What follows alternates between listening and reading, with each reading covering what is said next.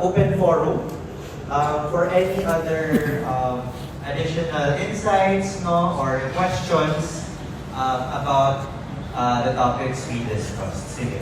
Siguro first to present, no, the synthesis of their roundtable ay, sige, tawag naman tayo from the back. Group 4, Education. Sino ba ang presenter ng ating ano? Okay, so let me call on Judel, our technical specialist for education.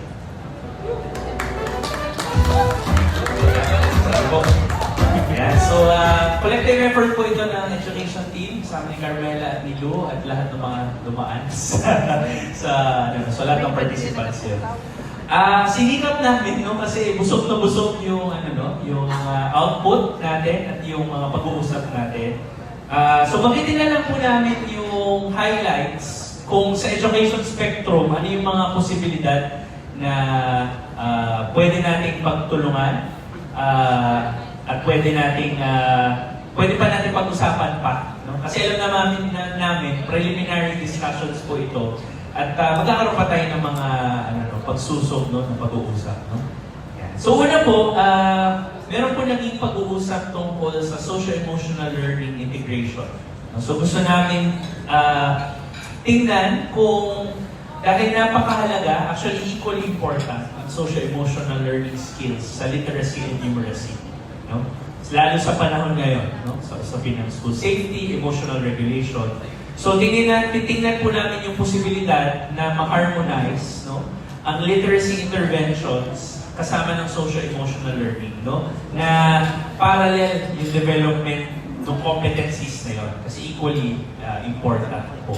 No? At reinforcing din yung mga competencies na yun. So yun yung isang titingnan. Para sa mga bata, sa pagbigay ng instruction, at para sa mga bata, at para din sa mga nagtuturo o sa ating mga guro at sa ating mga para-teachers, no, kapag meron tayong community component. Pangalawa po ay yung usapin ng climate change education. No? Meron mga dumaan sa booth na meron silang mga learning products na contextualized climate change modules. No? Meron on flooding, meron on heat wave, at maaari siyang ma-integrate, no? Nabanggit din ng org na ito na sinusulong din nila ang curriculum integration.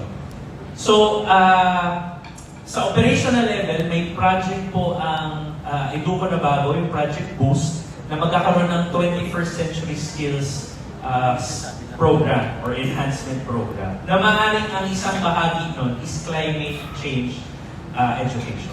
Kasi napapanahon siya, no? At lalo sa konteksto ng mga bata sa Bicol, ang Project Boost po kasi ay Bicol-based. So pwede pong maging bahagi ng 21st century skills nila, yung climate awareness and climate adaptation. Pangatlo po, maraming dumaan na organization nagtatanong kung pwede pong makahingi ng access dun sa full research, no, na ginawa, yung upfront, yung CRWSA.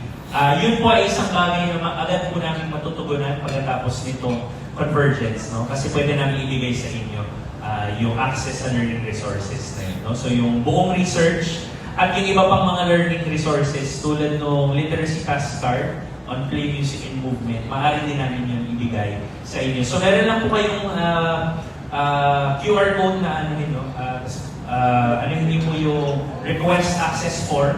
Maaari nyo pong piliin doon ano yung mga materials na interesado po kayong makakuha ng kopya. May ibang materials po tayo na nangangailangan lang ng additional orientation or capacity building. Pero meron namang ibang materials po doon, agad-agaran po namin maibibigay po sa inyo. So, kasama po yun dun sa Educozine na lumabas kanina. Okay, sa huling page po ng Educozine ay nandun na yung access to learning resources. Yun. So siguro dugtong lang din dun sa researches, kami po ay interesado rin i-popularize pa siya, eventually i-publish siya. At maging tugtungan din siya, hindi lamang ng Educo, but ng ibang organizations, national government agencies, na magamit, no, maging functional yung research na yun. Ika-apat po, yung usapin ng early intervention, no? Kasi alam natin na may mga bata with disabilities na at an early age hindi na-diagnose, no? Hindi nakikita yung red flags, no? So gusto rin ng Educo na maging bahagi yun or complementation in terms of programming, no? Ano yung mga warning signs, ano yung mga telling signs na sinasabi nila sa bahay, sa eskwelahan. Yun, may mga organizations tulad ng Simon na yun yung focus area nila of programming. So yun din yung nais din ma-enhance ng Educo. Kasi alam naman natin, may mga bata din, kahit dumaan sila sa reading remediation ng 5 buwan, minsan kailangan ng specialized assistance kasi may underlying condition pala yung bata or pangangailangan ng bata. Kunwari, may hearing impairment pala sila, may developmental delay pala sila, at kailangan yung ma-formally diagnose. Tapos ang huli po, meron din mga nagbanggit po na culturally sensitive, age-appropriate learning materials na may mga big books na available. So, pwede yan maging bahagi din ng learning resource package ng program sa Cotabato. For example, kung may mga materials po na akma sa context ng bar, pwede nating maisama yon at magawan din ng karapatang module or activity guide tungkol dun sa libro yun. So yun po. At yung huli po, may mga nabanggit din po na modules na ipapasok sa grade 5 and grade 6 on waste management, waste disposal, yung effect ng toxics. So, yun. So, pwede rin, siguro po kami din tayo sa Educo, sa education sector, interesado rin makita yung resulta ng pilot testing. Kasi pilot test pa daw ito ng organization na yun. No? So, interesado po kami matuto din, no? At makakuha din ng kopya ng mga learning resources na yun. So, in the same regard, sa lahat ng organizations, kung meron po kayong mga learning resources na for public access, at interesado po kami, matuto rin po sa inyo. At kung papayagan nyo rin po kami, ay i-adapt din kung meron kami makitang areas for complementation. So siguro po sa education, yun lamang po kasi alam po maraming din pong ikikwento yung aking mga kasama. Maraming salamat po. Alright. Thanks, Fidel. I'm sure maraming mga questions, no, or mga additional insights na nanggagaling ngayon from our participants. Please hold on to that, and then we'll get back to it after our presenters. No? So, ang susunod naman po natin, no, ay ang table 3 from child participation. Let me call on, sino ba ang ating presenter? For child par? Sige. Let me call on JV, our technical specialist for child participation. Bigyan po natin siya ng masibagong palakpak.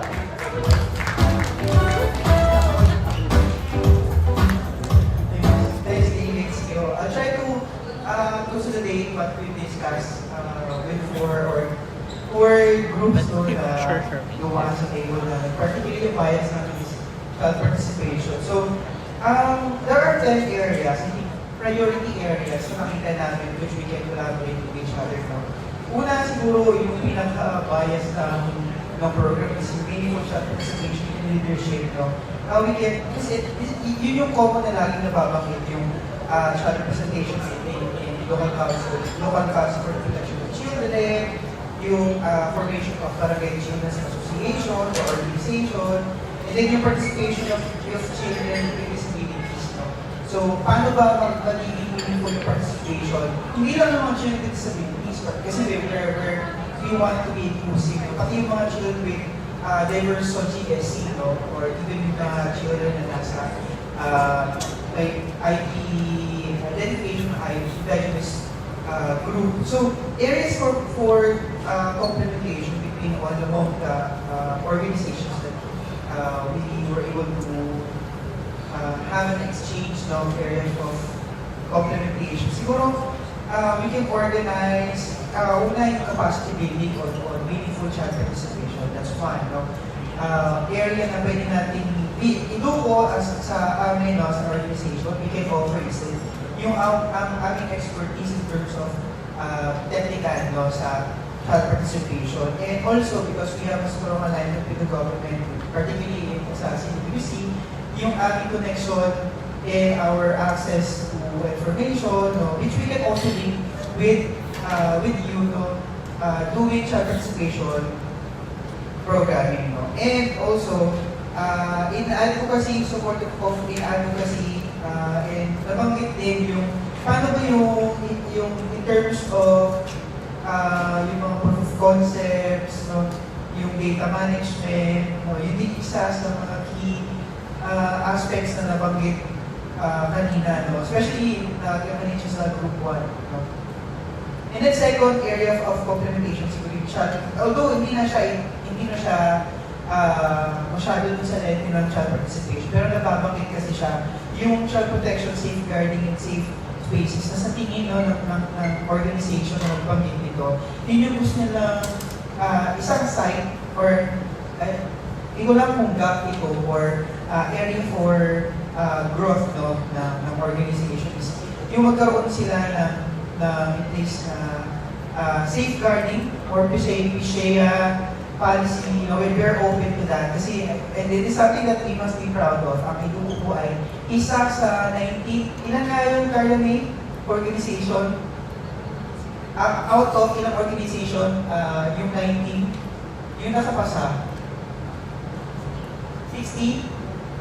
Oh, so 60 plus na organization. We are very proud to see na pumasa kami doon sa assessment ng United Nations. And something that we can offer, no, na pwede po kami as an organization compliant with that, we can also share our what has been our experience complying with those requirements, no, pagdating sa child protection safeguarding. And then, binanggit din, again, hindi na ito sa child participation, but yung lens called MHPSS, child well-being, and psychosocial, which areas we can develop yung mga expertise na binanggit ko. Halimbawa, si child fund, meron sila social emotional learning, na integrated na siya actually sa child-led academic curriculum na ginawa under child participation, actually, child-led academic project na develop.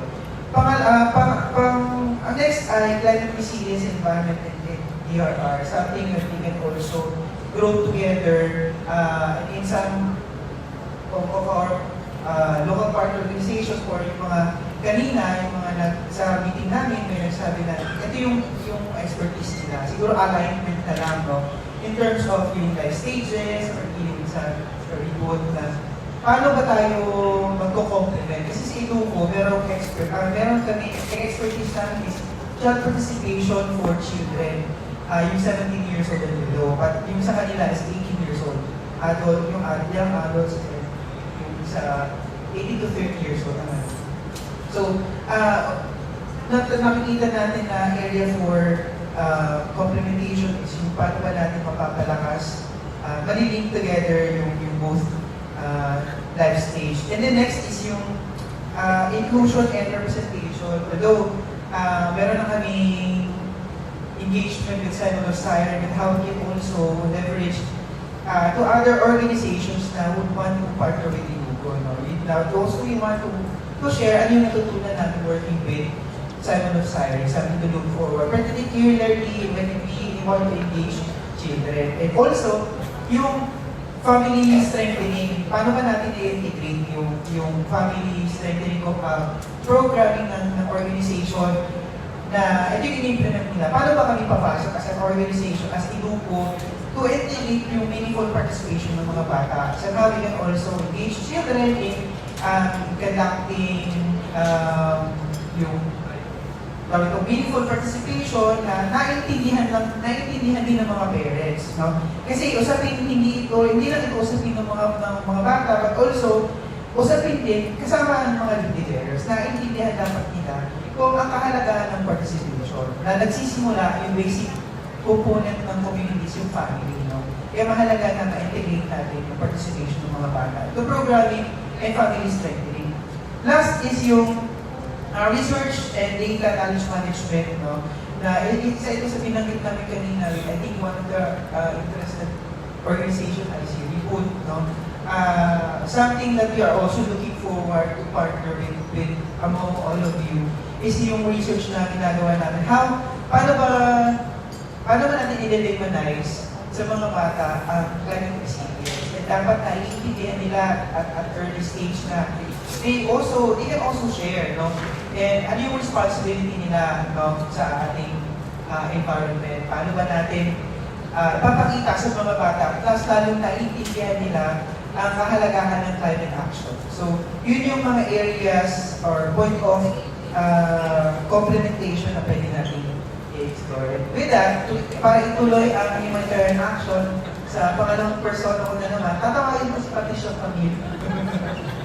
Kasi para hindi siya, hindi naman kayo mag-report. Si Pat ang mag-report under HA.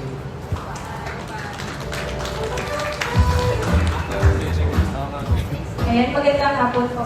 Ako po si Pat, Project Coordinator po ng Safe Project sa Catanduanes. Ayan, so sa other aspect naman po, doon sa humanitarian action. So, ayun, same din po yung 4 groups na dumaan sa amin. So, yung karamihan po is late nila na-realize na gumagawa din sila ng humanitarian action. Kasi for example, yung ibang organization is nakafocus doon sa organization. However, may mga activities pala sila na related or pasok din sa humanitarian action. Na ngayon lang din nila na-realize or nalaman na pasok din yun sa humanitarian action. So, doon sa mga groups or sa mga organization na nandito ngayon, na present ngayon, so madaming lumabas na mga aspects sa humanitarian action. So, halos lahat naman ng pillars ng DRRM is nabanggit doon, from the prevention and mitigation, preparedness, response, and rehabilitation and recovery.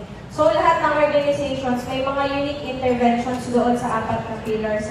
So, isa sa mga highlights or yung mga nabanggit talaga, is ang climate action. So, may mga organizations na pasok or may ginagawa in relates to climate action. For example, doon sa isang organization, is yung sa waste management, and napasok doon sa prevention and mitigation natin. So, yung iba naman po is meron, nabanggit din po doon sa ibang organization na yung disability, inclusive DRM, and especially yung anticipatory action. So, may mga organizations na pumasok na doon sa anticipatory action, So, hindi lang doon sa intervention na like immediate response, but doon nagsisimula sa preparedness, sa capacity building, sa provision ng mga equipments, meron din po doon. So, and isang unique din na nabanggit, na nagta-transition ngayon ng mga humanitarian actions or pag pinag-uusapan ng DRM is the nature-based solutions, na nabanggit ni Sir sa from People and Habitat. So, sa Catanduanes, is nagsisimula sila or sinisimula nila ang nature-based solution in terms of the mangrove restorations or rehabilitations.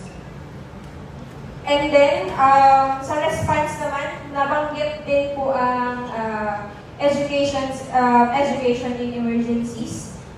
Si Tiwala, meron silang kinakandak na education in emergencies, but nagkalituhan lang sa terminology sana na pasok din naman siya sa education in emergencies. Because during emergencies, nagta-transition yung mga beneficiaries nila into modular activities, para yung learning ng mga bata na beneficiaries nila is mag-continue lang all throughout kahit may emergencies or disasters. And nabanggit din po ang health and wash, sa water filtration and hygiene and water filter, So yun. So saan ba magko-complement tayo doon with Educo, So as you know po, or some of you may not know, na ang Educo po is may mga previous projects or activities po kami na kinandak in regards to the AA. So, pag sinabi pong AA or anticipatory action, medyo marami din siyang aspects na nakapaloob ng iba-iba. So, may livelihood, may na-mention, may livelihood, cash assistance. So, yan, madami pong iba-ibang aspeto pag sinabi pong anticipatory action. So, siguro po doon tayo magko-complement kung anong specific aspect ang expertise ng isang organization. And nabanggit din po sa health yung MHPSS like the Child Fund and the CFSI po na may expertise din sila sa PFA and the MHPSS na pwede mag-collaborate tayo doon sa aspect din na yun. Si Educo din po is nagkaroon din ng recent project in partnership with UNICEF. Yung may available din po kami psychological first aid guidebook, no, para sa mga volunteers na pwede nating matrain para mag-conduct ng mga PFAs during disaster situations. So, ayun lang siguro for the humanitarian action. Thank you so much. Alright, thank you. And let me turn over quickly for our last group for protection. To be presented by our program coordinator.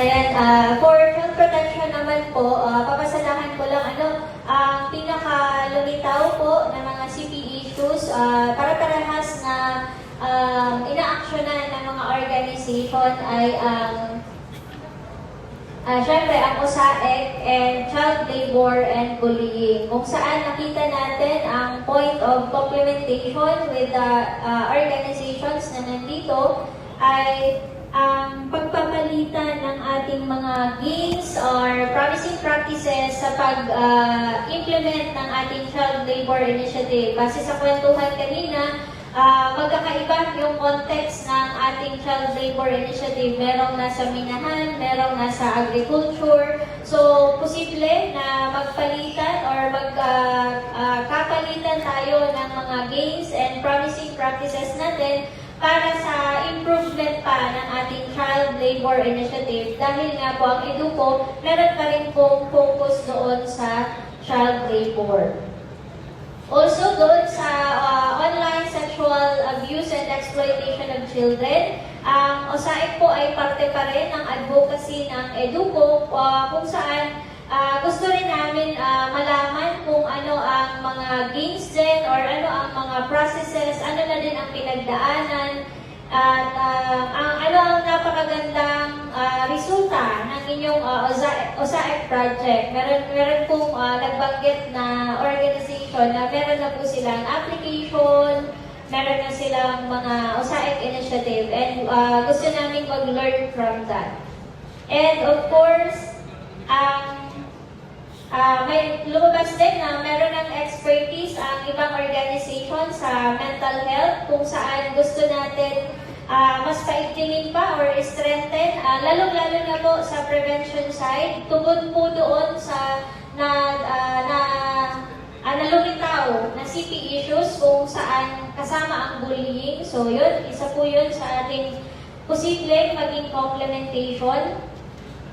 And ang mga nakita nating strength from all of the organization, of course, yung well-established po na DRR volunteers, kasama po yun sa mga nakita natin, posible pong complementation. And of course, ang expertise po doon sa self-help approach, lalong-lalo na sa mga families sa community. So, yun lang po for child protection.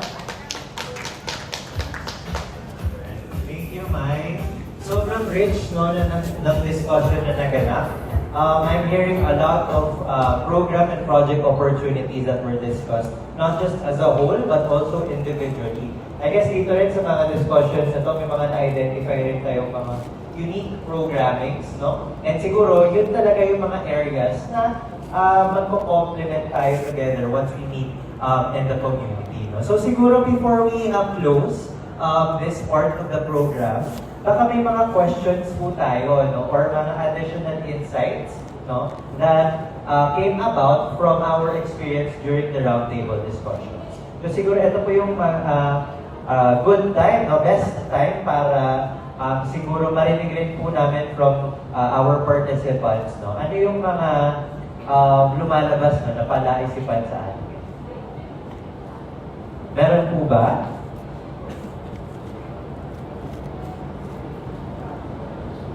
Sige. So far, na-present naman at naipakita ng ating mga speakers, no, kung ano yung mga magiging susunod na hakbang natin after this event. And you can expect, no, our organizing team to reach out to you afterwards so we can also follow through from these discussions. Kasi ayaw rin naman natin may iwan lang sa ere, no, yung mga napag-usapan nating opportunities to collaborate. And we are really hoping that we can follow through with this and hopefully work together, no, if not in the coming months, no, in the following year. No? So siguro, as I close this part of the program, let me turn it over back to our host, Chi and Alan. So yun again, maraming salamat po sa very active participation ng lahat. In fact, it was very enriching and productive yung ating naging activity ngayon. And we were able to also identify areas for complementation sa ating mga organization. So to formally close po our program, I'm now calling in our program manager, Sir JP Mapula.